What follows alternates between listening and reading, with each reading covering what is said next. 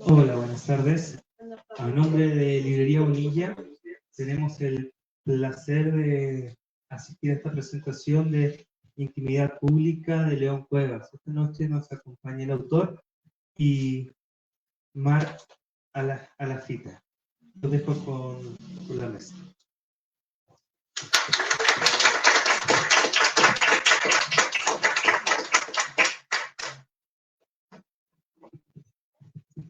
Bueno, pues muchísimas gracias por haber venido. Mar, muchísimas gracias por haber venido desde Puebla.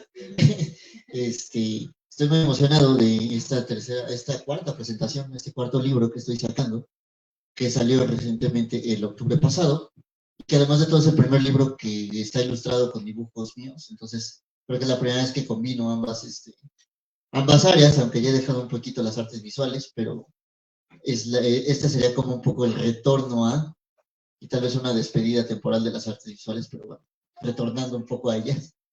Y bueno, pues te cedo la palabra, Mar. Nada más leeré lo que viene atrás del libro para que sepamos un poco de qué trata esto, ya que es un libro que escribí en el 2017, pero que me parece que con el tiempo se está intensificando pues, el tema y lo difícil que plantea, ¿no? Dice, tenemos derecho a mostrarnos en redes sociales con la imagen que más queremos proyectar. Subimos los mejor selfie, editamos un TikTok, contamos la versión de nuestra vida en estados de Instagram, posteamos memes en Facebook, opinamos en Twitter, presumimos la última canción elegida en Spotify. El asunto es quién nos está observando desde la pantalla. Este poemario habla sobre los peligros que corremos en el Internet como espacio público y cuestiona si la privacidad realmente existe en esta época. ¿Estamos regalando nuestra vida íntima? Por más que cuidemos lo que subimos y publicamos, soltamos algo de información, tal vez la suficiente para que los entes que deambulan por el ciberespacio la tengan. Entre los versos de Intimidad Pública se encuentran relatos de terror al estilo Black Mirror, combinado con You y un poco de Unfriended. Entonces, bueno, esa es lo que viene en la parte de atrás y es un poco de lo que vamos a estar hablando, ¿no? El peligro de las redes sociales y la era en donde hemos perdido completamente la privacidad.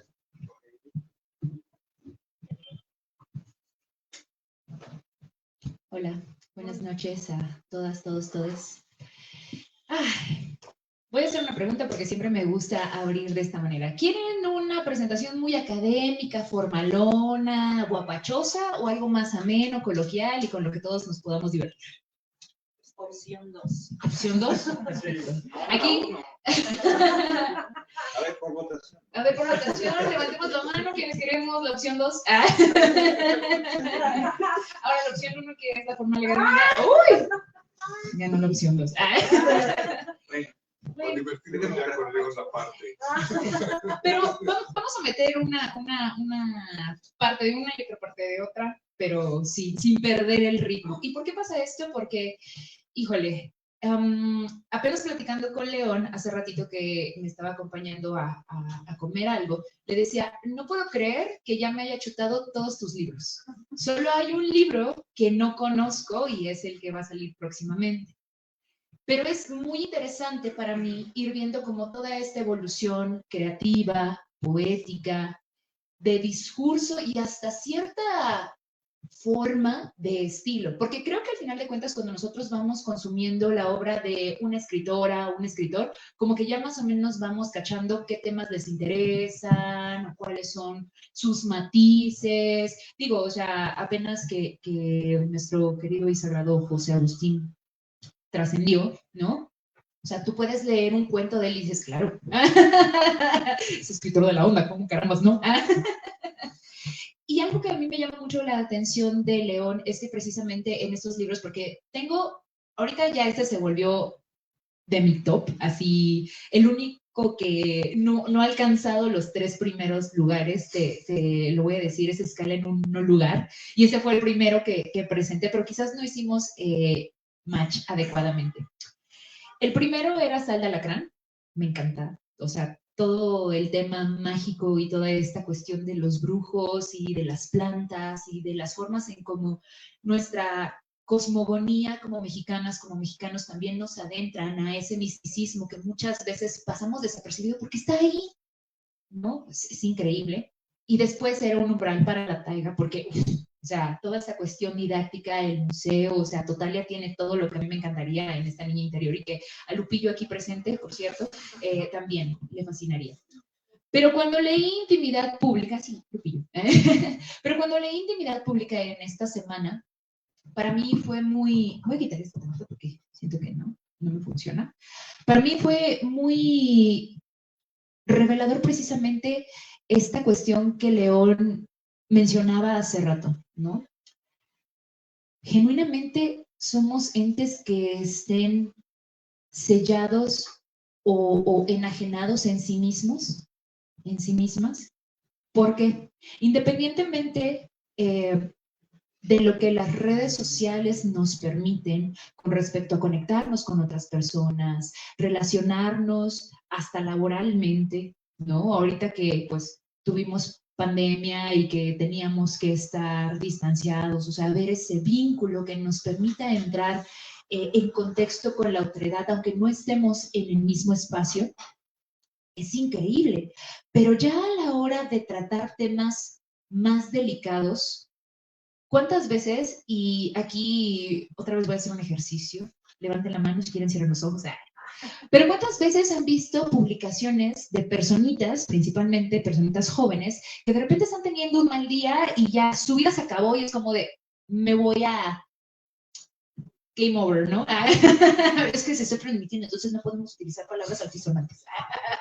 O sea, yo sí lo he visto muchísimo y es como nefastísimo y me pasó y de repente salí a la calle y una señora me dijo que porque tengo las uñas largas no muevo ni un dedo y ya eso me tiró abajo y todo lo empezamos a filtrar y a filtrar y a filtrar y a filtrar. El problema es que ya no tenemos un grado de conciencia sobre qué tanto estamos exponiendo por el hecho de que simplemente queramos compartir y qué tanto de eso que estamos compartiendo también es una llamada de atención para el otro que de alguna manera me está ignorando. Y puede que sea solamente para una persona o puede que sea para un mundo que definitivamente no está interesado en volver a vernos, ¿no?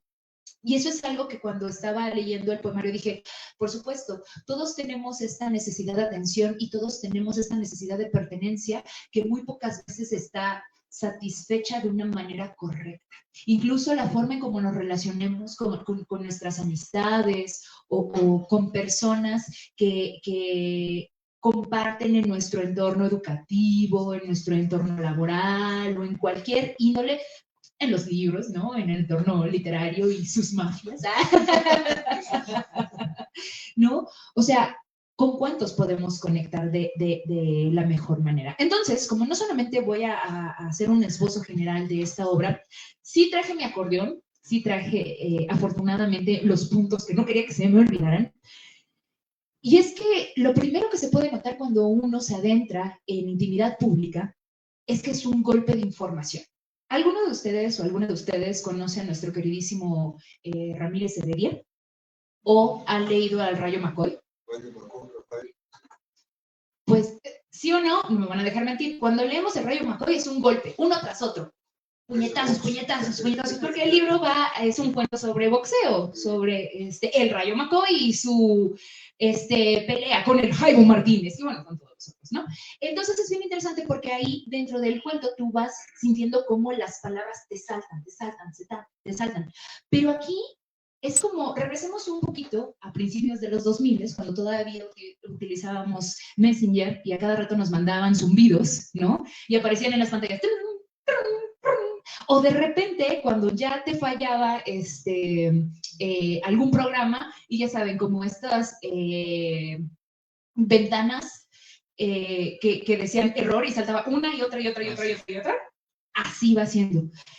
Y curiosamente, todos estos golpes de información que tiene intimidad pública generan figuras que de alguna manera van moviéndose una detrás de la otra sin parar. Tú empiezas a leer el poemario y te das una idea de qué va con esta cuestión de cómo queremos que la otredad nos rinda pleitesía a partir de un like.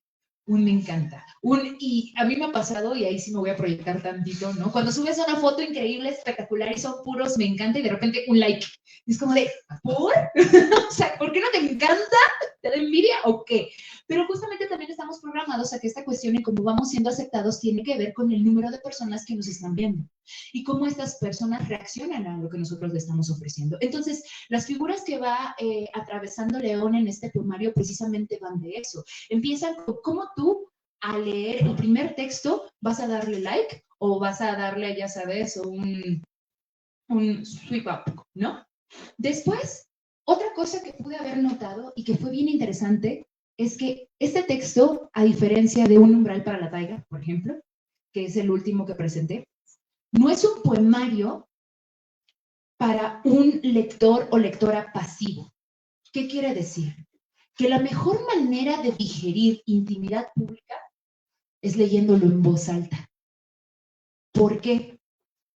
Utiliza unas figuras retóricas que, a pesar de que sí se centran en los arquetipos que hace rato mencionaba mi queridísimo Jung, ¿no?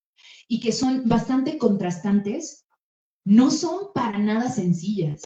Vas a ver la imagen del padre, la imagen de la madre, el hecho de cómo idealizamos el amor, del cuerpo, de la sexualidad. Es un texto muy erótico en el sentido de que te hace adentrarte sensorialmente, pero si tú agarras y quieres leerlo en la noche antes de dormir, te va a costar trabajo.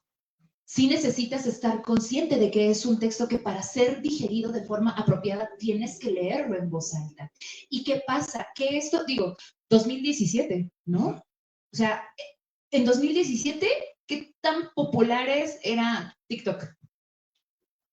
Y lo menciono porque había otra, antes de TikTok había otra aplicación que también hacía videos cortos, Vine, creo, ¿no? Y, o sea, como que ya estamos acostumbrados a microinformación que de repente, ya sabes, así como cuando tu mamá se da cuenta que no descongelaste el pollo, y así una imagen, ¿no? O un video o algo, o de repente así un pillo espantado, y es como, ¡ay, sí soy! Pero son videos o cápsulas que no te duran más de 2, 3 segundos. Entonces, estamos configurados para que de alguna manera la información que estamos percibiendo también sea muy auditiva. Y en este sentido, yo no sé, León, y ahí si nos vas a responder, quizás va a ser mi primera pregunta. Pero este texto está pensado para ser leído en voz alta, porque no, es como estos videos cortos. O sea, si nada más los ves y te duraran más de 10, 15 segundos, probablemente perderías el interés. Entonces, si este texto lo empiezas a leer y no lo vas digiriendo y no lo vas procesando, lo vas masticando, te va a costar trabajo también leerlo. Otro punto que para mí fue maravilloso es que hay un salto considerable con la relación entre Un umbral para la taiga, Sal de Alacrán, Espacio en un nuevo lugar, y este libro, porque a mi parecer, y eso te lo puedo decir con todo el amor y con toda la amistad que tengo, ¿no? Y también con toda la humildad, creo que este es tu texto más maduro. O sea, y no porque los otros sean laxos y sencillos, no, o sea, tienen unos trabajos preciosos, increíbles. A mí se me hace maravilloso cuando las y los escritores empiezan a jugar con otro tipo de recursos, como este hecho, por ejemplo, de los textos de Sal en Un umbral para la taiga. O sea, que todo lo que engloba la idea de un museo pueda ser materializado en páginas, creo que es fantástico. Pero en esta obra no solamente haces una crítica a lo social, al ojo público, a la aceptación, al cómo no nos sentimos suficientes porque constantemente estamos en competencia con el otro, ¿no? Sino que además también la forma en la que, deliberadamente escupes tus versos está muy cañón. Y incluso le decía, se me hace difícil de creer que no consumas algún tipo de sustancia ilícita, porque el texto homónimo es una bomba. O sea, hay una parte que ahorita voy a rescatar y que justamente demuestra esta cuestión en cómo tu proceso de madurez como escritor, o sea, dio un salto, porque ya no solamente eran cuestiones que tú sentías que te aquejaban, sino que también tienen una perspectiva de carácter social. Y eso es maravilloso. Ahora, si quieren Y es bien interesante, apenas esto era algo que he platicado con unos doctores en la maestría, ¿no? A mí, todos los pensadores de la posmodernidad se me hacen una bola de personas tristes y deprimidas. ¿Por qué? Porque pues son muy críticos con respecto a estos cambios, perdóname, que la sociedad va enfrentando, sobre cómo también nos vamos haciendo a nuevos etos, ¿no? Y vamos precisamente,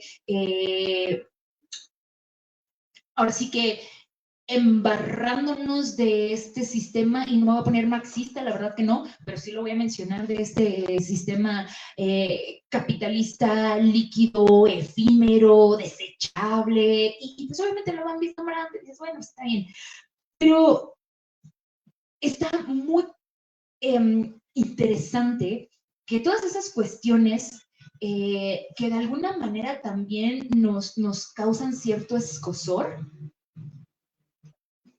las podemos, no sé si romantizar, pero sí las maquillamos ahí, las estetizamos en intimidad pública. Porque justamente, a pesar de que es muy maduro y que tiene unas figuras retóricas preciosas y que los textos van uno tras otro, así como golpes en una pelea de box, esta crítica que les mencionaba hace rato de cómo vamos reconociéndonos en la otredad, y el papel que jugamos socialmente, también nos permite darnos cuenta que por más idealizado que tengamos nuestro trabajo y por más estables que estemos, siempre vamos a tener una carencia. Y esa carencia, desafortunadamente, va a chocar con lo que podemos observar u obtener de manera tangible. Yo, por ejemplo, leo el tarot y ayer platicaba con mi maestro sobre cómo en los arcanos mayores, cuando llegas al 20, que es el juicio, hay un punto donde los caminos se bifurcan. ¿Por qué? Como el juicio es la trampa del ego, o sea, imagínense que si estás jugando un videojuego, es el jefe final de un nivel para pasar a otro, ¿no? Y así hasta que llegues al final. Hay dos sopas. O te enfrentas al ego y te da el síndrome de la impostora, del impostor, y dices, chale, no la voy a armar, aunque toda tu vida esté resuelto y así maravilloso. O te dice, claro que sí, porque aquí mis chicharrones son los que más truenan, y al final ese mismo sentido ególatra, ¿no? Te hace poner el pie y pues no haces nada porque crees que todo se va a dar por ende. Entonces, en el poemario también se ve esto. Se ve la manera en cómo nosotros nos vamos enfrentando a nosotros mismos precisamente por estas carencias. Pero que estas carencias no solamente son alimentadas de la cuestión en cómo nos estamos validando en la otra edad, sino también como desde un aspecto más oscuro, más infantil incluso, si no tenemos un desarrollo correcto, híjole, o sea, no nos vamos a saber desenvolver. Esta cuestión de cómo los entornos con la imagen de lo materno, de lo paterno, también van o ayudan o perjudican, y hasta eso me estoy arriesgando con esas palabras, ¿no? A entender cómo nosotros concebimos la vida, nos concebimos a nosotras mismas, a los otros, ¿no? Delimitan qué tanto también queremos que eso pueda salir a la luz y qué tanto de eso que exponemos se vuelva una herramienta para ser transparentes y permitir que nos acepten o que puedan vulnerarnos. Entonces creo que eso también está muy, muy, muy padre de este texto. Hay una reflexión profunda sobre la realidad sintética y aquella que de alguna manera no pasa como de esto. No sé si alguna vez ustedes se hayan puesto a pensar, ¿qué es lo que pasa con toda la información que subimos a redes?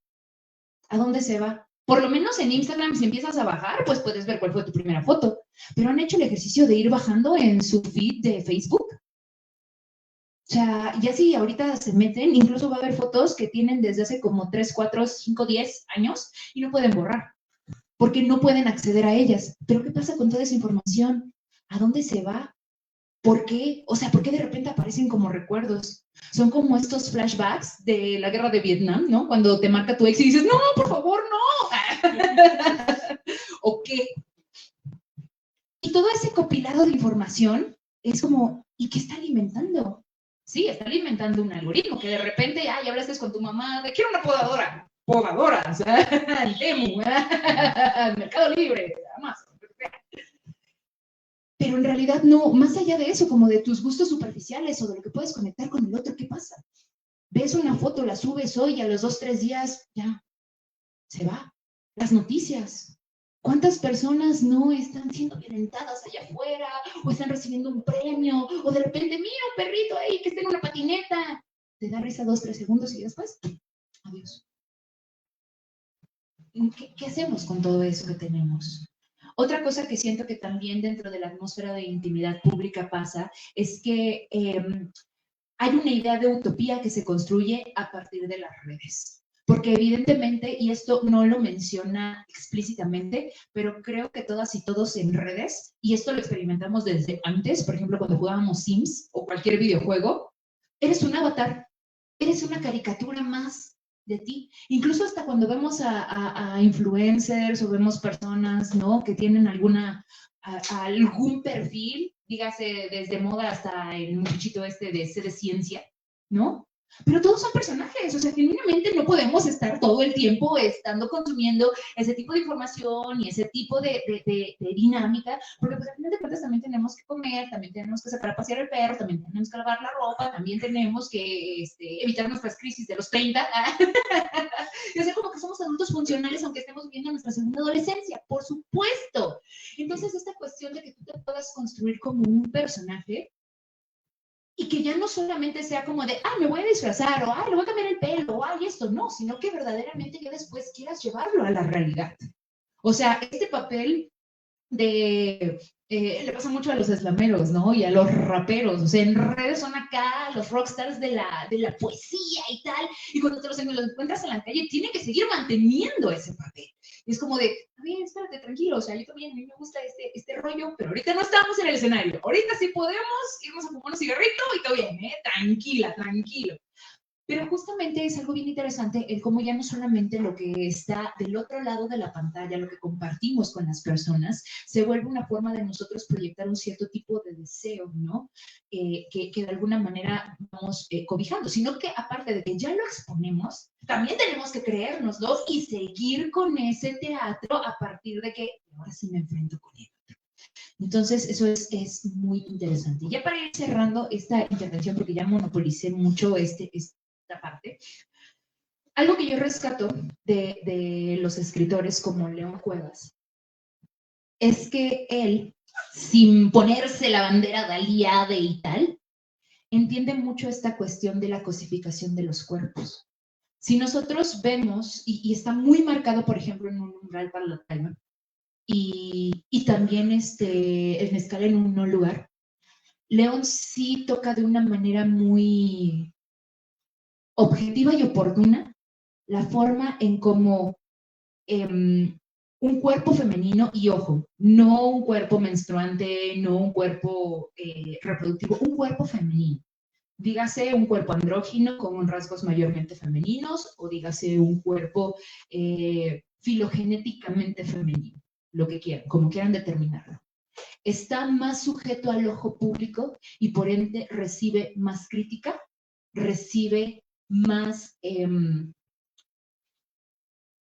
como que tiene otro tipo de expectativas en el sentido de tienes que mantenerte joven, tienes que mantenerte abierta, tienes que mantenerte linda, pero también tienes que mantenerte resiliente ante las críticas. Puedes exponer que fuiste una víctima o que estás sufriendo algo, pero no puedes exponerte demasiado. En redes sí puedes expresar algo, pero nada te va a asegurar que te vayan a quedar allá afuera. Eres una persona que tienes que agradar, pero no tienes que agradar mucho porque no vaya a ser que te vayan a decir que eres una casquivana, una cascos ligeros. Eres una persona que puedes interactuar con los hombres, pero tienes que interactuar con un cierto círculo que puedas dominar. Eres una persona que puedes vestir bien, pero no puedes vestir demasiado. Pero eso sí, si vas a ir a comprar a la paca, recuerda que está padre porque el fast fashion ya no nos está dejando nada, está destruyendo el planeta.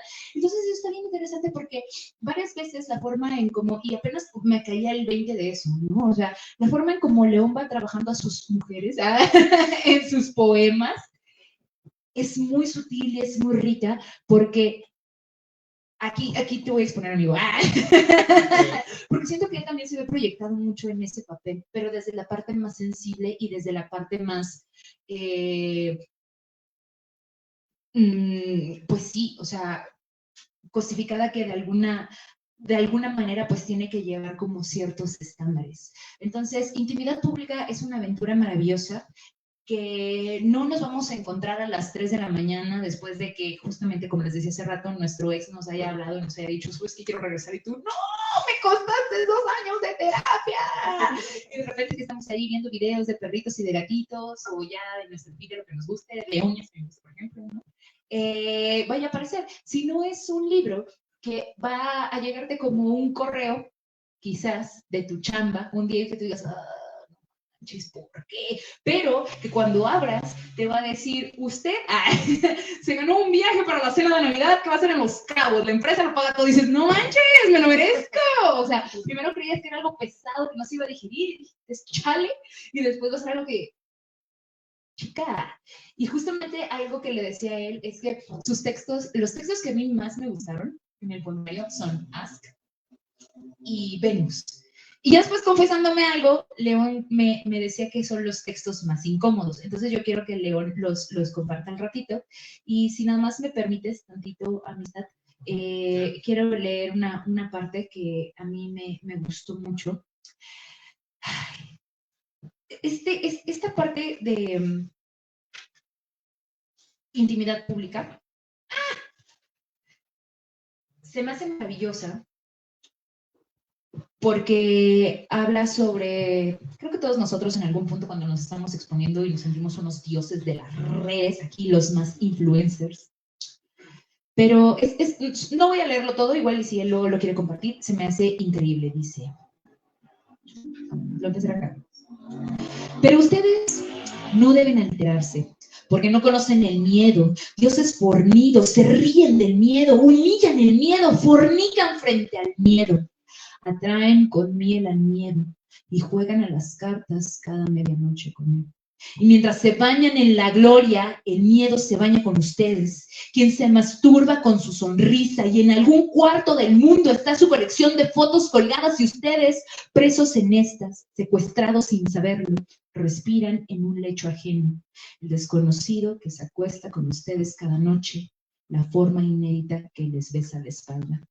Eso a mí me dejó pensando, ¿cuántas personas no tendrán secuestradas una fotografía mía? ¿Cuántas personas no tendrán secuestradas una fotografía o muchas suyas y nosotros ni siquiera sabemos qué hacen con ellas? Un libro maravilloso. Nada, muchas felicidades por esta joyita. Gracias. Increíble. ¡Un aplauso! Muchas gracias. Ya se me quedé sin palabras, ¿no? Una disculpa. Pero puedo hablar un poco acerca de la incomodidad que yo sentí al leer este libro años después de haberlo hecho y de lo que me estaba pasando por la cabeza cuando lo estaba haciendo en el 2017. En primera voy a decir lo que estaba leyendo en el 2017. Yo estaba leyendo a José Carlos Becerra, estaba leyendo a Allen Ginsberg y estaba leyendo Amor Líquido de Bauman. Estas tres fuentes me llevaron a crear Intimidad Pública, y algo muy cagado que de ahí salió uno de los poemas que ahorita también puedo hablar sobre que es el de los genios idiotas. Me encontré un libro que me llamó demasiado la atención, que dije, ¿qué onda con esto? Que se llamaba Tips de Ligues del Wherever Tomorrow. Y que entonces hice una especie de ensayo comparando el amor líquido con lo que estaba diciendo el Wherever Tomorrow en su libro de Tips de Ligues, que obviamente él no lo había escrito. Pero dije, es que todo lo que está en amor líquido lo está haciendo este tipo. O sea, toda la información líquida la está poniendo este influencer en un libro completamente, pues, banal, absurdo, pero que así se está manejando la comunicación las personas. Entonces, comencé a escribir, y los textos, ¿por qué digo José Carlos Becerra y Allen Ginsberg? Porque los textos de aquí son larguísimos, mis versos son larguísimos.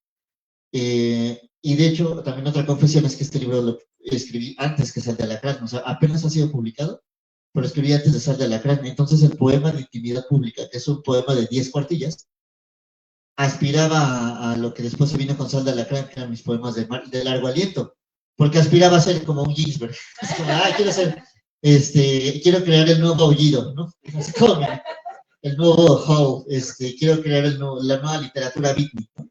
Estaba yo en ese lapso, ¿no? Pero sí tenía una gran preocupación por el tema de quién nos está observando detrás de la pantalla mientras nosotros estamos soltando toda nuestra sopa, toda nuestra información, toda nuestra vida, todo lo que sentimos, lo que nos pasa. Y dije, pero ¿quiénes nos ven? ¿No? Y entonces hice mi investigación de campo, hice unas encuestas en internet, en el mismo medio, hablando sobre si habían sufrido acoso por medio de redes. Las historias que me llegaron fueron tan aterradoras que comencé a escribir también y integrarlas aquí en intimidad pública. Es decir, contaron varias de sus, ¿cómo se llama? De sus, o sea, confesiones o cosas que les habían pasado. Y entonces empezó a decir, esta es una historia de terror. Y todavía no se le da Black Mirror como serie. O sea, dije, esta es una historia de terror. O sea, lo que estoy leyendo, lo que estoy viendo, de lo que me estoy informando, y creo que lo tengo que hablar, lo tengo que decir. Y años después, porque aparte los dibujos también son del 2017. ¿Qué hice con los dibujos? Me convertí yo también en un actor, en una especie de stalker, que de hecho hay un poema que se llama El Gran Stalker, en donde yo empezaba a dibujar gente sin avisarle, obviamente. Hasta después ya le avisé, le dije, oye, mira, te dibujé, ¿hay algún problema? Y todos obviamente les encanta cuando los dibujan. Entonces, todas las personas, anuncio antes que nada, saben que están aquí, todas fueron anunciadas. Pero en su momento, en el 2017, sí les enseñé, les dije, te dibujé, es este dibujo, ¿tienes algún problema? No, ok. Sin embargo, el ejercicio del dibujo sí fue como de stalker. Pude haberme atrevido, como muchos artistas contemporáneos lo hacen, a no haber avisado. Y a lo mejor vendrían así como grandes riesgos, pero creo que no soy tan atrevido como artista. Y a la hora de leer, años después, 2017, a ver, 18, 19, 20, 21, 22, o sea, casi 7 años después, yo abro el libro, o sea, yo pensé que este libro no iba a salir o iba a tardarse más en salir, pero afortunadamente y gracias a la tinta del silencio, que espero que me estén escuchando, lo aceptaron. Yo andaba detrás de ellos desde hace tiempo y les gustó mucho cuando lo mandé. Y a mí me gustó mucho también la editorial porque maneja justamente la gráfica, mucho la parte visual. Y a la hora de que abro el libro dije, ¿qué hice? ¿Qué es esto? Me empecé a aterrar mucho cuando empecé a leer los poemas ahora del otro lado, 7 años después como un lector, como un espectador. Y sí dije, sí fuiste un gran actor. O sea, sí te disfrazaste de verdad de una especie de asaltante de las redes sociales, de una especie pues sí, de ciber asaltante, y sí retrataste el terror que está sucediendo en el ciberespacio. Y otra cosa es que dije, cuando sale 7 años después este libro, dije, ching, tal vez no va a pegar. Son 7 años después, la tecnología avanza tan rápido que nos está dejando atrás. Pero al analizarlo dije, no está pasando, esto se está intensificando, esto está peor que hace 7 años. Y más con la llegada de la inteligencia artificial. Es decir, hoy en día la inteligencia artificial te inventa las historias que aquí estoy poniendo, pero sin que tú las hayas hecho. Es decir, estamos todavía más a la intemperie y al riesgo de un ciberespacio o de un cibermundo que nos está observando. Que he dicho varias veces, ya 1984 de George Orwell ya lo estamos viendo, y eso ya es más, ya es pasado. Dejó de ser ciencia ficción hace 10 años. Estamos en 1984, nos están observando, todas las máquinas, todos los celulares saben de nosotros. Yo en otras presentaciones he dicho, a mí me aterra cada que abro Didi. Cada que abro Didi sabe a dónde voy. O sea, y a veces rutinariamente dices, bueno, por la rutina. Pero hoy estaba en el CEDAR y me puso la librería, me puso librería Bonilla. Dije, no manches, pero ¿cómo si? Los viernes yo no vengo a librería Bonilla. ¿Por qué me estás poniendo librería Bonilla? O sea, me dio como mucho miedo. Y ya le cambié la dirección y le puse Metro Niños Héroes y me vine por Metro, ¿no? Pero, sí, porque además me estaba cobrando 400 pesos. Dije, no, está muy caro. Además de que sabes a dónde voy, sabes que eso no cuesta y me quieres cobrar más. Pero el chiste es que ya las máquinas saben de ti, o sea, el Google sabe de ti, las redes saben de ti. Yo no estoy hablando en el Didi, pero cada aplicación tiene información tuya, ¿no? Y bueno, hoy, igual Martín es mucha razón, en el 2017 todavía TikTok no, al menos yo no lo usaba. TikTok es una red que empiezo a usar actualmente, pero que es una red que sabe de los algoritmos de lo que a ti te gusta. Como me gustan mucho las cosas de, por ejemplo, de educación, de maestros, de docencia, pues ya el TikTok tiene preparado toda una serie de videos que hablan sobre docencia. Y como también me gusta ver videos de gente que come taquis, también tiene preparados videos de gente que come taquis y que les echa salsa. Y entonces el TikTok incluso ya lo tiene preparado en un orden. Me pasa un video de docencia y un video de gente comiendo taquis. Y entonces eso ya está programado para que pueda perder 5 horas en TikTok. Esto, les digo, cada vez se está poniendo más y más densa la intimidad. El juego de la intimidad pública se está poniendo cada vez más densa. Y estamos completamente con las cortinas abiertas. Estamos mostrando nuestra vida, tal vez aunque no queramos, pero sí somos ya piezas de aparador. Ya somos piezas de aparador en un mundo inmenso con miles de ojos. Y ahora bien, vámonos directamente a los poemas que me incomodaron más. Porque Ask es una red social que ya no existe, para empezar. Sí existe, es más, sí existe, pero en otra forma. Ask era una red social que estaba, yo creo que como en auge en 2010, 11, 12. Era una red social en donde te preguntaban anónimamente algo, y tú sabías si la publicabas o no. Pero creo que hacían preguntas muy agresivas muchas veces, comentarios muy agresivos. Y además de todo, era súper público. O sea, tú podías entrar al Ask de cualquier persona y veías todo lo que le ponían. Y muchas, por ejemplo, muchas amigas estaban siendo súper agredidas por Ask. Que decirle, es que te crees así, es la más buenota, es una... No podemos decir groserías porque nos está grabando. Pero sí les decía cosas así directamente muy fuertes, ¿no? Que hasta yo les escribí y les decía, pero ¿por qué te digan así? Como esas cosas, ¿no? Entonces, Ask se me hizo una red social que todavía la tienen ahí, o sea, ya no funciona, yo creo, debe ser como el Hi-Fi. Pero, o el Metroflow, ¿no? Pero sí se me hizo una red social, yo creo que de las más agresivas en la historia de las redes sociales. Después de Twitter, que se me sigue siendo una de las redes sociales más agresivas actualmente. Incluso yo, hay otro poema dedicado al Twitter, porque yo el Twitter lo cerré durante años también, pero lo sentí demasiado agresivo. Y apenas lo volví a abrir y ni siquiera es más, casi ni lo abro el Twitter, ¿no? De ahí en fuera yo creo que el Facebook sería la tercera red social más agresiva. Y el Facebook, ¿por qué? Porque el Facebook tiene un botón que creó, Dios creó el like y el diablo creó el me divierte. Entonces, Facebook tiene el me divierte y ese es un botón que puede llegar a ser muy agresivo. Me encaja. Sobre todo para los que escriben poesía y les ponen me divierte, no lo hagan. O sea, eso es hiperagresivo. Y... Mejor póngale mi perro. También me sale mi perro. Entonces, bueno, todos esos, les digo, son redes sociales y dices, bueno, están pasando, ¿no? TikTok puede ser más noble, Instagram puede ser más noble, tal vez.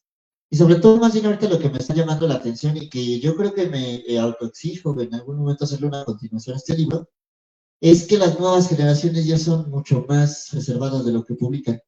Casi todos mis alumnas y alumnos en sus Instagram, bueno, en primera ya no usan Facebook.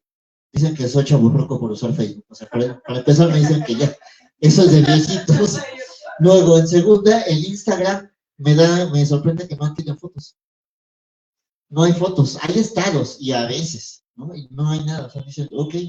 Y el TikTok lo tienen, pero pues igual, ahí sí yo creo que se han soltado más, pero los que quieren ser influencers. Y usan más el Pinterest, esa sí es como una red social creo que bastante noble. El Pinterest es como mucho más, no es tan agresivo, más agresivo, yo creo. Y yo estaba pensando ahorita, en una presentación que yo tuve donde fueron varias alumnas y alumnos, y muchos hasta como que me dijeron, es que ya no nos sorprendemos de lo que a usted le asusta, profe. Ya crecieron estas nuevas generaciones con la agresión o la intimidad pública. Ya crecieron ya tienen esto como parte de sus vidas. Entonces me dijeron, bueno, usted es un chavo roco cool. Y les dije, pues sí, más bien soy un millennial. ¿Qué quiere decir? O sea, a mí me tocó, como dice Mar, cuando abrías el Messenger y que sabes que todo el mundo estaba a las 8 de la noche en Messenger o en Facebook, en sus primeros inicios, y que si publicabas a las 7 nadie te pelaba. Entonces sabes que de 8 a 9 era el auge, era el ágora del ciberespacio. Era el momento de la socialité. Y que te podías compartir canciones. Y que podías compartir canciones, ¿no? O sea, sí, claro. Y aparte de todo, bueno, es más, a esa generación no conoció el MySpace, para empezar. O sea, era el Spotify de esas épocas. Y era la red en donde muchos músicos se dieron a conocer. O el iCloud, pero ya. Ajá, exactamente. Entonces es lo que le dije a mis alumnos, pues sí, o sea, no es que sea chavorruco, es que soy millennial, me tocó esa transición. A mí me tocaron ver las últimas máquinas de escribir y los primeros Super Nintendos, y de repente me tocó el estallido de las redes sociales que fue gradual. Hoy en día, pues sí tenemos las redes sociales a nuestra mano y a cualquier hora podemos publicar y sí somos likeados. Sobre todo en TikTok, a mí me sorprende que yo he llegado a publicar TikToks a la 1 de la mañana, porque me gusta subir cosas de literatura, y en 5 minutos ya lo vieron más de 200 personas. Digo, wow. Dije, ¿qué? Son las 2 de la mañana. ¿200 personas? Sí. Y comentarios, y despierto otro día y ya tengo 1000 vistas y 100 likes y 1000 comentarios. Digo, wow. No, ojalá. Ojalá. Entonces me llama la atención ya como que esas cosas están empezando a cambiar. Y sí, creo que es necesario que este libro tenga una continuación. Aunque igual voy en una carrera contra el tiempo. En lo que yo planeo, estamos en una carrera contra la inteligencia artificial y contra lo que se vaya a venir después. Y el Internet, ¿no? Les digo, la tecnología avanza demasiado rápido. Creo que antes de leer el de Ask, creo que quiero leer el de iPhone, porque habla justamente sobre eso. Es un poema que me ha llevado a algunos problemas, pero es un poema muy divertido. ¿Vale? Sí, porque hay gente que es muy fan de los iPhones y que me dijo, Dios mío, me acabas de dar justamente donde más me duele y tienes toda la razón. Una disculpita. Pero este poema creo que habla de todo lo que estoy diciendo. Se llama iPhone, alegorías en rimas cardíacas.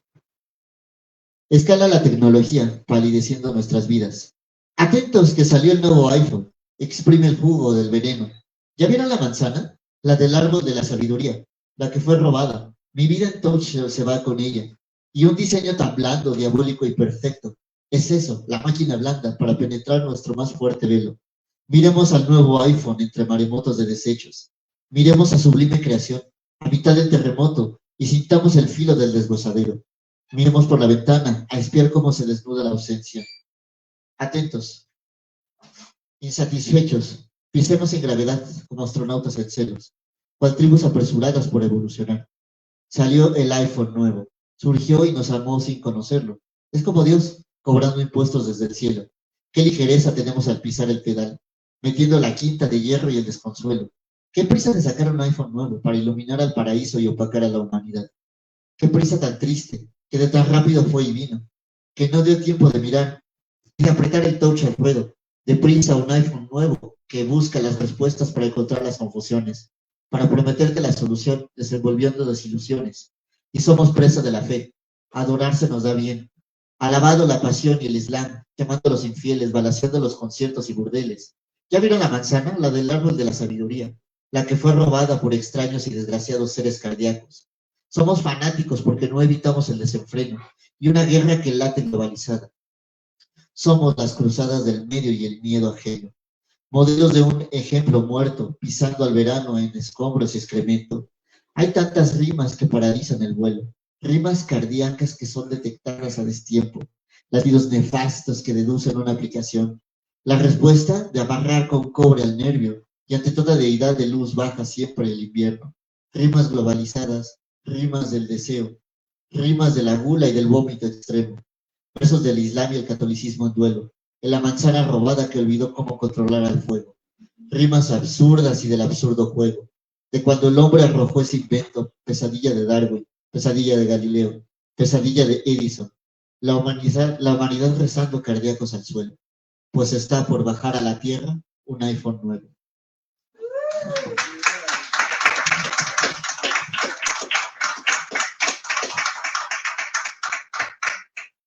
Y ahora sí, vámonos con el incómodo.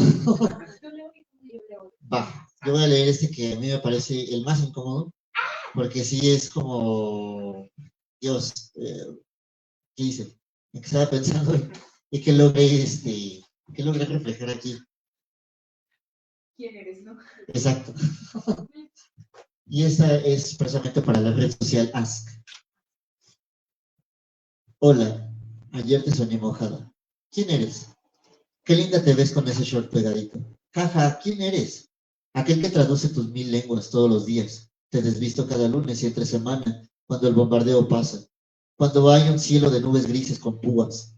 ¿Qué sabes tú de enamorarte si no has visto pasar aviones de plomo bordando las fronteras una y otra vez hasta cansarte?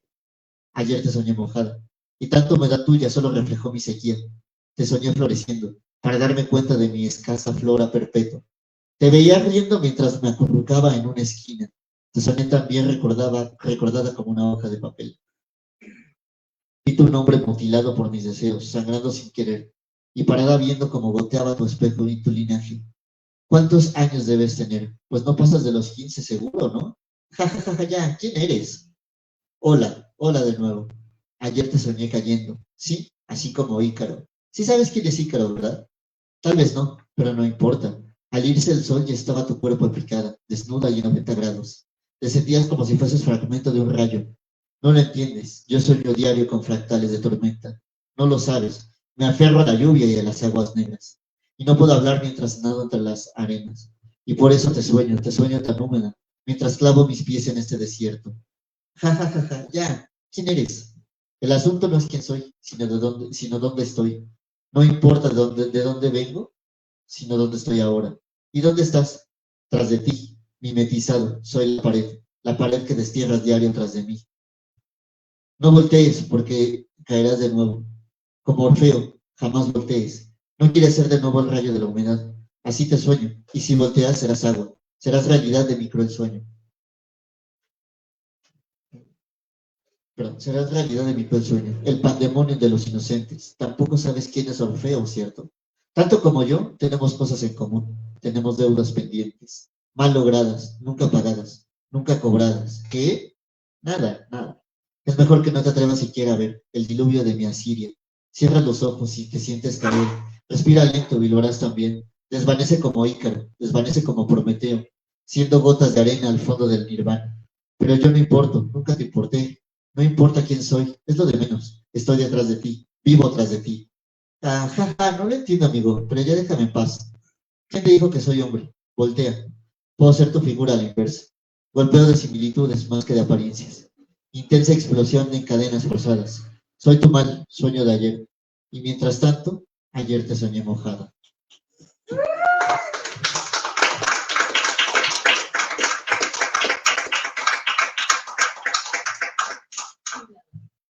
Y este también fue pues sí, es una anécdota real que supe, de igual de una chica que estaba siendo acosada por un usuario y que ella pensaba que era un hombre, resulta que era la exnovia de un exnovio que la estaba acusando, ¿no? Entonces, esa historia fue la que me hizo también escribir Ask y que además la acosaba por Ask, por medio de Ask, o sea, públicamente, ¿no? Pero que aparte de todo, pues sí, o sea, también la otra chica para que publique, en Ask podías publicar las preguntas, o sea, entonces tú podías saber si las eliminabas o no. Que hoy en día el Ask se ha transformado en otra cosa, o sea, sí sigue presente, nada más que evolucionó. Hoy en día se llama Hazme una pregunta en Instagram, pero puede llegar a niveles muy agresivos también. No he visto hoy en día que llegue, pero puede llegar a niveles demasiado agresivos. Es Ask, prácticamente. Entonces, bueno, ahora entiendo por qué lo leí y dije, ay Dios, ¿qué hice? ¿Qué es esto? Okay. ¿Y quieres que leamos el de Venus? Si quieres el de Venus. El de Venus también es muy, creo que es muy incómodo. Ay, no, sí, es que me encantan, perdónenme. Dice, Venus. Era un clan, un grotesco y hermoso clan. Eran niños con joroba causada, ojeras y mirada perdida. Era como una tribu, con uniforme de gala de primaria, corbata descolorida y falta de ganas. Agrupados en manadas, cada uno estando solo, rodeados y de la mano se traspasaban su soledad. Ante este clan de niños, de visión deslavada, apareció Venus. Y todos como carroñeros necesitados de fe le hicieron su bendición. Niños dañados, cansados de tanto daño y tejedores de versos para dañar. Niños improvisados, clandos, esnos, cavernarios. Jamás habían visto a una deidad tan de cerca.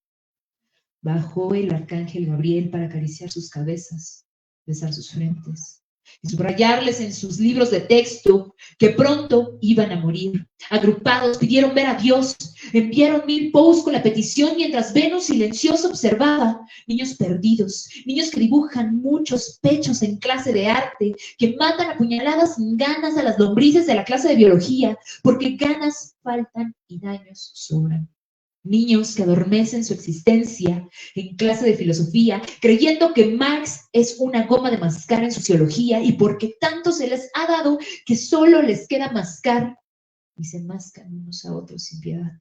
Niños que escupen realidades adelantadas en clase de informática mientras explican ese absurdo profesor que tiran al pasado a la basura en la clase de historia. Que saturan de redes perversas en el taller de costura, que fornican una orgía moralina en la clase de ética, que desean a la Miss de español y fotografían al joven profe de deportes cuando se descuida. Niños de futuro perturbado y uniforme con huellas ajenas que reaccionan violento en el laboratorio de química y multiplican sus llantos silenciosos en matemáticas. Niños que calculan la distancia al suicidio en física y a esos bajó en su patio de recreo. Una pantalla blanca de 4 caras. Sin pensarlo, muchos supieron que era Dios. Venus entonces se multiplicó en 7. Venus maldita, hermosa, reinando junto al código proyectado de Javer. Éspero y aurora digna. Levitan de ojos benditos, traslúcidos, Vesper con línea erótica sentimental, luz de la mañana programada, lucero de las criaturas aladas, criaturas como las avispas, buen ejercicio de hediondas moscas. Astro divino de Belcebú, luz bella y santa patrona de las cegueras, y entonces Dios habló. Todos los niños llenos de grietas miraban vestidos de gris, se visualizaban desnudos, pisando la descomposición como cuando se juega en los charcos. Y Dios les vino a decir que no existían, que jamás habían existido, pero antes de eso les habían dado la perdición. Que su pobre estirpe cavarían sus propias tumbas, que todos estarían conectadas. Dios les dio ese discurso aburrido de homenaje que se daba cada lunes y les explicó que ese lucero está. Pronto ángel, semidios. Él era quien le cortaba a diario y lamía sus heridas con su lengua de limón, porque ganas faltaban cada día y sobraban las resoluciones efímeras de la vida. Dios les explicó que no existía y que nunca existió, pero antes de todo existieron los excesos, los portaron en diferentes empaques, en diversos sexos. Venus será siempre el desenfreno, la más hermosa luz, la que brilla sin restricciones, la que se siente bajo la tierra y junto al trono sagrado, la que en esta forma navega 8 días para inundarnos de los desequilibrados cansados el 8º día, para el Dios que ha afirmado su existencia, y los 7 restantes para Venus, aquel que se multiplica y radie en Belcebú, aquella mosca con alas de ángel, la figura de las deformidades madrugadoras. Y de pronto, el clan de los niños agarraron con el puño su dolor. Quien esté libre de todo navío temprano que arroje la primera piedra. Fue entonces que el grotesco clan apedreó a Dios. Y este, sin mucha sorpresa, del patio escolar se retiró, quedando únicamente esos 7 espectros. Los niños uniformados se dejaron seducir de lo ya conocido. ¿Qué más daba que fueran 7? Una tirada, una sola. El clan de los niños estaba solo, agrupados en solitario comunión, formados en diferentes ramas, se tocaban y cada uno masturbaba su ausencia a la luz de la mañana ante los deseos de Venus. Los infantes, en sus más bajos y primitivos deslices, acariciaron sus lenguas, sus lenguajes corporales exagerados, se miraron excitados y con miedo. Generaciones de futuro insano de presente ayudado, los niños de Venus, con uniformes despojados de primaria, descalzos, siguieron pisando la carroña fresca, niños de la mañana, niños turbados de la luz, craquelados por malas imprimaduras, pobres niños saturados de mente dura o demasiado blanda, de inocencia jorobada, niños de infancia que apenas están cargados del bello clan de la mañana, que adoran a todo ser alado, como esos enjambres con millones de moscas, niños de la luz, de esa luz merodeadora sin sol, linaje sin sed, casta de su propia consagración. Solos estarán por siempre, solitarios en clanes individuales, y solo Dios sabe por qué nunca existió.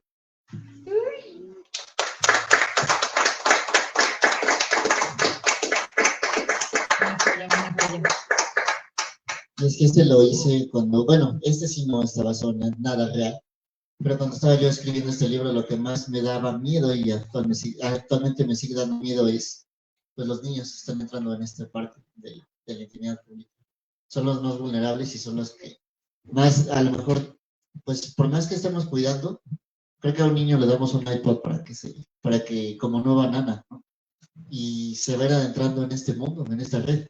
Entonces, a mí sí me siguen preocupando los niños y los niños de secundaria que para mí siguen siendo niños, ¿no? O sea, creo que las generaciones más jóvenes entrando en esta parte de ser vulnerables y de estar en peligro es lo más, para mí lo más jodido y lo más peligroso. Fue que por eso que escribí Venus.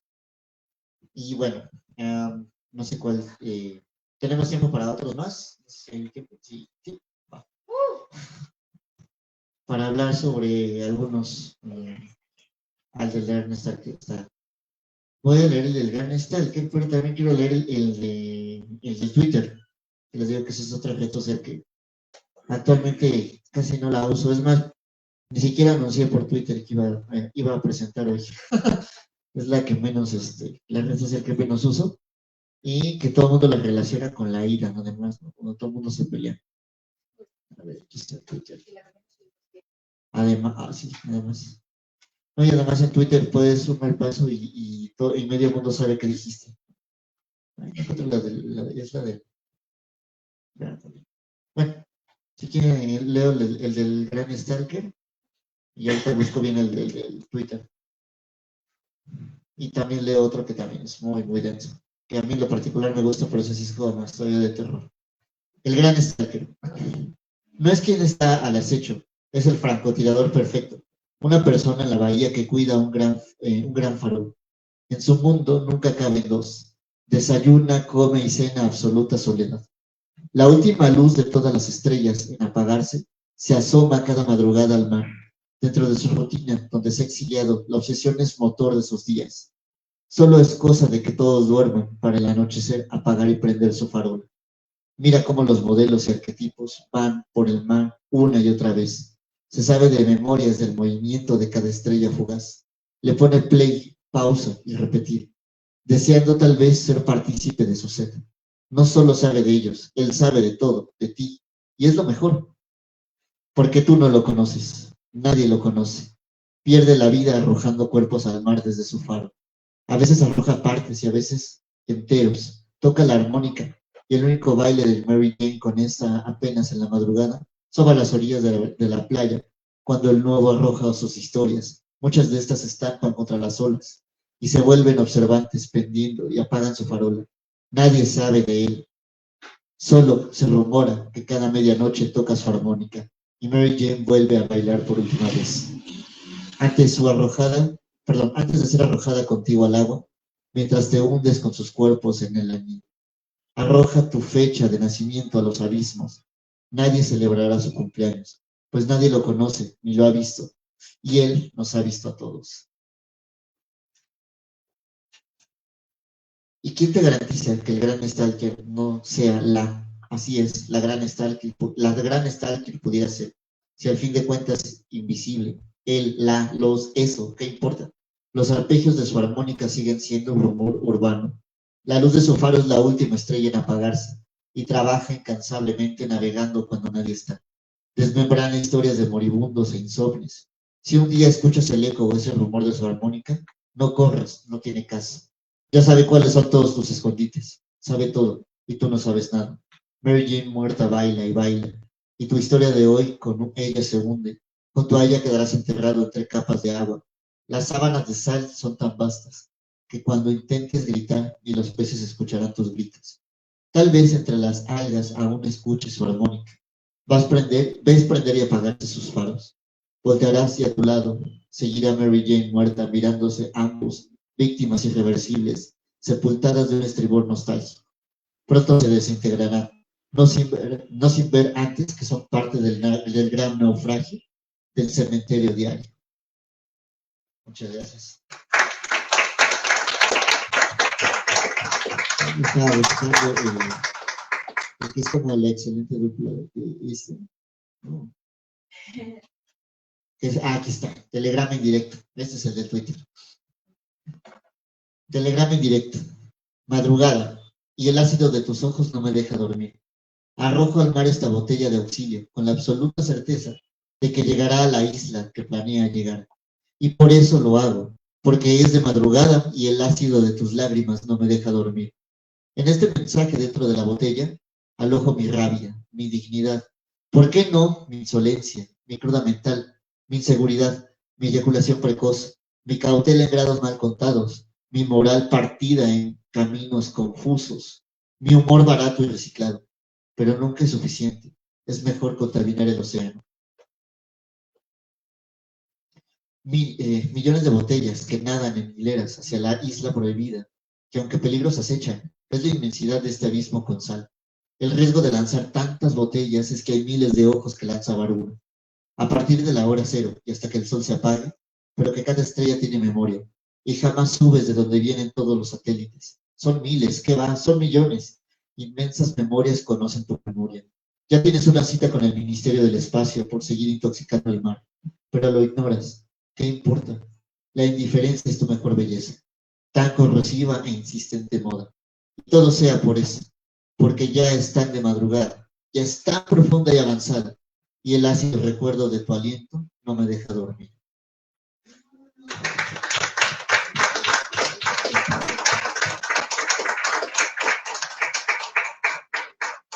Hola, muchas gracias.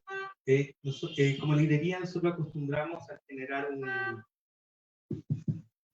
una ronda de preguntas del público si quiere. ¿Alguien del público tendrá alguna pregunta, algún comentario para la mesa?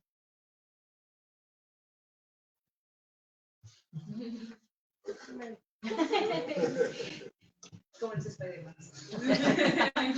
Bueno, primero que nada, creo que sí se escucha ahí, ¿no?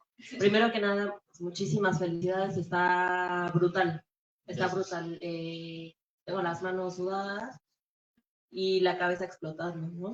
Sí creo que sería importante tener un volumen 2, pero me gustaría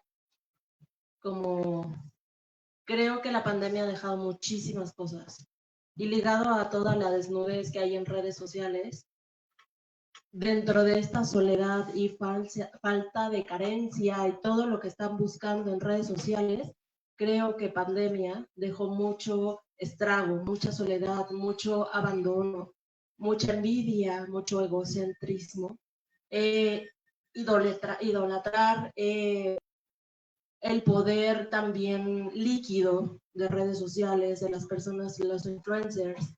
Todo esto creo que ha dejado un gran impacto. Entonces me gustaría ver o saber si lo consideras así, si consideras tocar temas de pandemia y múltiples temas ligado a todas estas venas que hay en tu libro. Sí, yo creo que sí tiene que ser muy necesario, porque si la pandemia, adelantó muchas cosas. O sea, dicen que incluso mucho de lo que hoy se aceleró fue por la pandemia. Es decir, más clases virtuales, y de hecho hablo yo que odié las clases virtuales desde el primer día hasta el último, y que me deprimí con las clases virtuales, pero que a final de cuentas también son una herramienta. O sea, hoy en día si hay una emergencia puedes dar clases virtuales y te puede ayudar. Pero esa aceleración tan brutal no se había visto y se tuvo que ver por emergencia con la pandemia. Y nos trajo también esa soledad, ese individualismo todavía mucho más ya ni siquiera es líquido, ya es chicloso, ¿no? O sea, ya no es la era líquida, ya es como chicloso, ya está como, estamos estancados en otro individualismo de emergencia.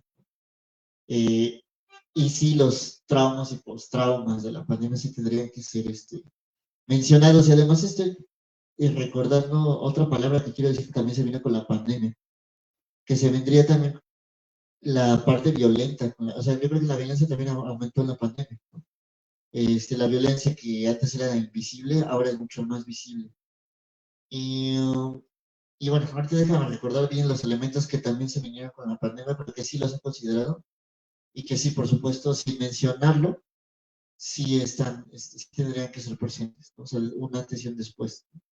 Y la otra la que me sigue aterrando, que pues me sigue aterrando, pero igual que en 1984 voy a tener que aprender a convivir con ella, que es la llegada de la inteligencia artificial, que es cada vez más acelerada y más acelerada y más acelerada, pero que no nos queda de otra más que convivir con la inteligencia artificial, como con el gran hermano. O sea, no vamos a poder hacer como gran cosa más allá. Es más, tratar de buscar como las herramientas que más bien nos puede ofrecer.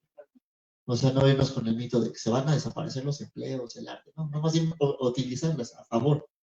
Pero esta lechuga, cuando estábamos trabajando este libro, me dijo, cuando estaba la era en el Paleolítico, no me acuerdo cuándo fue la era del hierro, utilizamos primero el hierro para matarnos entre nosotros. Ya después empezamos a utilizarlo para herraduras de caballos, para otras herramientas de agricultura. Y la siguiente es el Internet, igual. El Internet lo estamos utilizando ahorita para matarnos entre nosotros. La inteligencia artificial la estamos utilizando para matarnos. Ya después vamos a aprender a utilizar la inteligencia artificial para la agricultura, la ganadería y para volver a fundar la civilización. Entonces, sí, estos dos elementos al menos, el de la pandemia y el de la inteligencia artificial, sí vendrían en este nuevo trabajo. Hola, Leo, ¿qué tal? ¿Qué tal? Me oigo, ¿verdad? Bueno, creo que no lo necesito, pero bueno. Bueno, felicidades, Leo. Gracias. Intensos, ¿no? Los poemas, ¿no? que leyó tu presentadora y los que leíste, lo que leíste tú. Cuando Rosaluz me dijo, mira, esta es la presentación del libro de don Fernando, ¿cómo se llama el libro? Entonces, intimidad pública, yo pensé que habías dado un viraje a la sociología sensacional, ¿no? Entonces, que te habías vuelto un sociólogo, que habías dejado de ser un poeta, porque el título en sí mismo es un título sociológico, finalmente, ¿no? Y lo digo porque un entrañable amigo que ya murió, psicoanalista famoso, ¿no? Escribió un texto que se llama Las instituciones íntimas, ¿no? Allá por los años 90, ¿sí? Salen las instituciones íntimas y que, bueno, tiene que ver, ¿no? Un poco, quizá, ¿no? Con esta búsqueda, ¿no? de explicativa de los fascismos interiores, de los ejércitos internos que nos invaden, ¿verdad? Y que sin saberlo de alguna forma no somos partícipes, ¿no? De eso. Y un poco, ¿no? Mi pregunta iba en esa dirección, aunque parcialmente fue respondida, ¿no? Me parece que en el segundo poema lo que tú leíste, ¿no? Y que es la cuestión de la identidad, ¿no? Dice ese poema, no importa, no quién soy, sino dónde estoy, ¿no? ¿Dónde estoy? ¿No? Bueno, no importa quiénes somos, porque finalmente ha dejado de importar, ¿sí? En una sociedad que justamente es líquida, ¿no? En esta imagen, ¿no? que tú utilizas de Bauman, ¿verdad? Ajá. La sociedad del amor, el amor líquido, ¿no? ¿Por qué espantarnos entonces, ¿no? Frente a la violencia de las redes, ¿no? ¿Por qué espantarnos ante los niños, ¿no? Ahí precisamente en donde las identidades aparecen disueltas, en donde hay una disolución total y absoluta de esto que llamamos las identidades y la mismicidad de lo que nosotros somos, que está disuelta, ¿no? Digamos, en estos vagos, en estos fantasmas virtuales, ¿no? En los que nos hemos convertido, ¿no? Es un poco esa, ¿no? La pregunta, ¿no? Que yo te haría. Yo creo que no asustarnos, sino bueno, sí, asustarnos sí, y dejemos que pase el asusto y el asombro, para después ver cómo se resuelve. Y no solo a las identidades, sino a los escudos de las identidades actuales. Es decir, lo que ahorita mencionaba, de que ya mis alumnos no tienen fotos en sus Instagrams. Esas son nuevas identidades también, son no identidades, son escudos contra eso.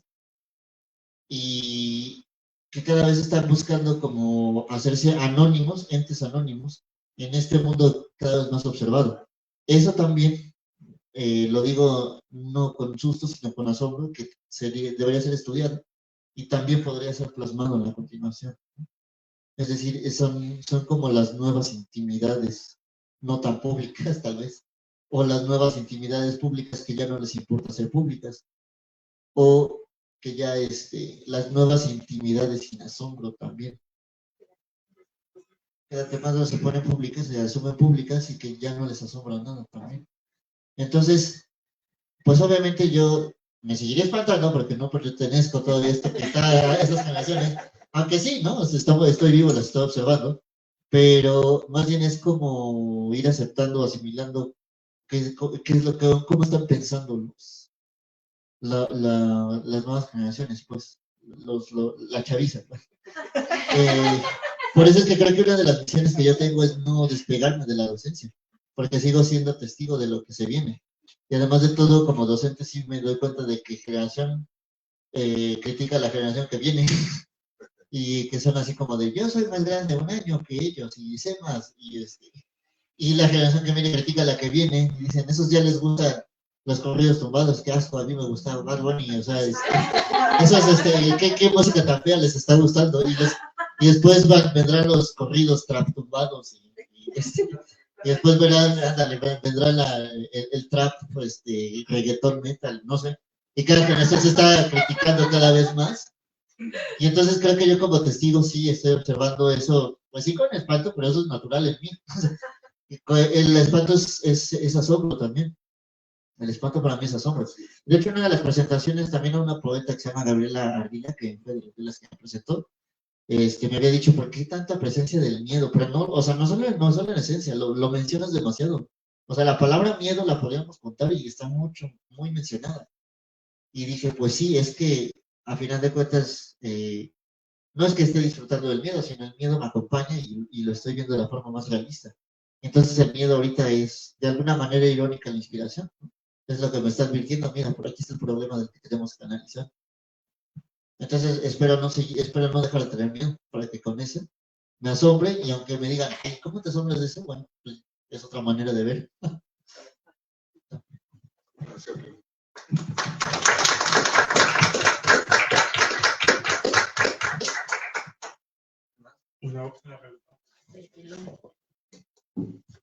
Bueno, yo voy a hacer un comentario histórico-tecnológico y una pregunta histórica-tecnológica. Voy a hablar como viejito. En el año 1977 fuimos a Cupertino a comprar una tarjeta de las primeras computadoras.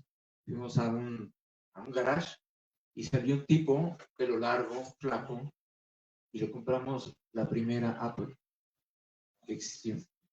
Y la trajimos para unas cosas que queríamos hacer en la UNAM y que queríamos también hacer para Cablevisión de esa época.